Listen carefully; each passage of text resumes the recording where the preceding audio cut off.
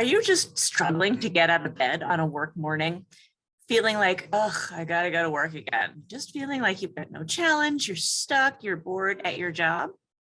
Well, you may be in a work slump. And today we're going to talk about how to get through your work slump until you can find the next thing, the thing that's going to make sense to you moving forward. So, the first thing I want to say is that work slumps are pretty normal.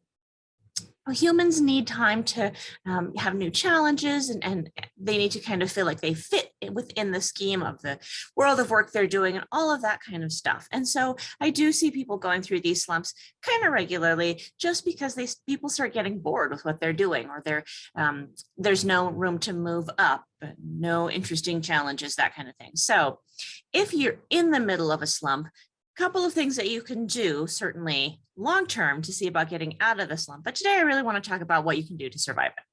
The first thing that you really want to pay attention to doing in your slump is taking a lot of time off, if you can. Now, what I found when I was in my own work slump was that a lot of it was that I hadn't been using my vacation. I had sort of been vaguely saving it for some grand adventure I was going to take. I didn't particularly have plans for a grand adventure, but it was sort of in my head that I might need to take a month off for something. And so I wasn't being very good about using my vacation time. I was in a workplace where my vacation rolled over. So that's kind of why I was saving it. But even if it didn't, I suspect I would probably not have been using it. I was just kind of very in the habit of going to work every day, even though it wasn't being especially fabulous for me. So really, I recommend by starting there, really pay attention to some time that you can take off. And you can go for longer chunks of time if that makes sense, a week here or whatever, or you can do single days. Plan for, a few Mondays off or whatever makes sense to you as you're kind of planning around taking some time off. When I was really in my work slump, when I was at a job, towards the end, I was trying to take a couple of days off every quarter. And that just kind of kept me focused on the fact that I had some free time coming. So that was kind of a really nice thing. Another thing you can do, depending on your specific work situation, is look for some new challenges where you already are. Now, this is a stopgap in most places. And generally, if you've really hit the point of being in a slump, I think it's probably time to start looking for a new job or a promotion within your current job. But regardless, where you are right now, if you're just really feeling bored with the job, see if you can find some small new challenges that you can begin to undertake as part of your day-to-day work. And again, these don't have to be giant, but if they're a bit of a challenge for you, it should give you a little bit of energy and kind of vibrancy around your job. So for example, you can ask if you can get cross-trained in a similar department to yours, or if you can do an hour or two of job shadowing of some other department. You can ask if there are maybe some smaller roles that you could manage, some projects you could take on, those kinds of things. I recommend you keep these fairly small initially and fairly time limited, unless that's just kind of your natural path for growth.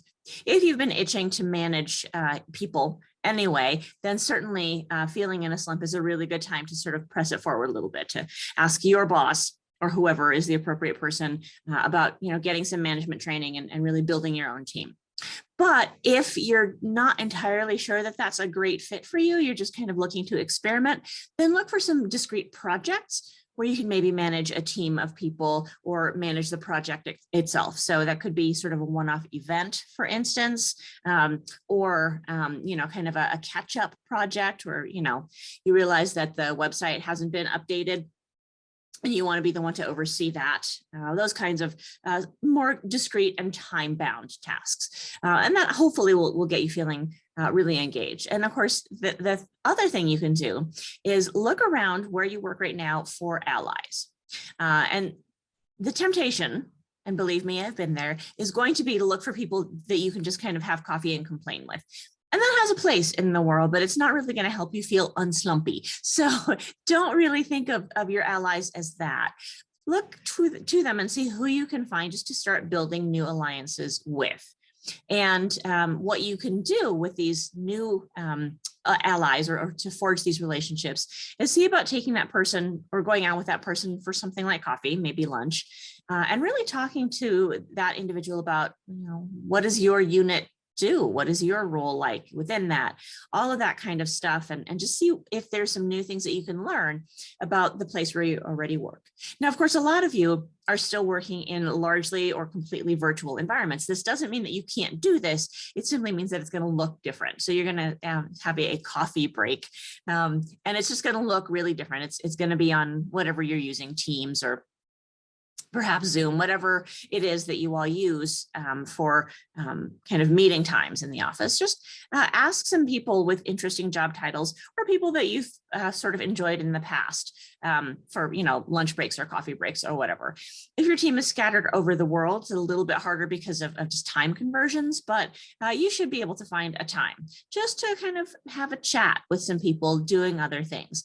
And the hope, of course, is that this kind of redirecting of your attention will keep you from feeling quite so bored and quite so fed up.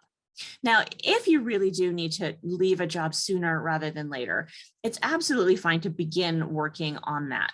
The trick is, of course, that you still need to keep your sanity while you're in this job. So as long as the job itself isn't getting really unpleasant, toxic, really kind of taking all of your energy out of you, I always say my litmus test is, do you want to cry in the parking lot? And if you're not at that point, if it just feels like, ugh, work again, then you really probably are in that sort of stage of being in a slump. And that just means that in order to preserve your sanity, you're going to want to try some of these new things to see if you can re-engage your brain.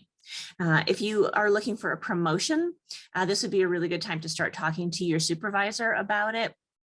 If you would like to move laterally, start figuring out what roles are appealing to you that are kind of more lateral, or perhaps some new skills that you can begin to build up.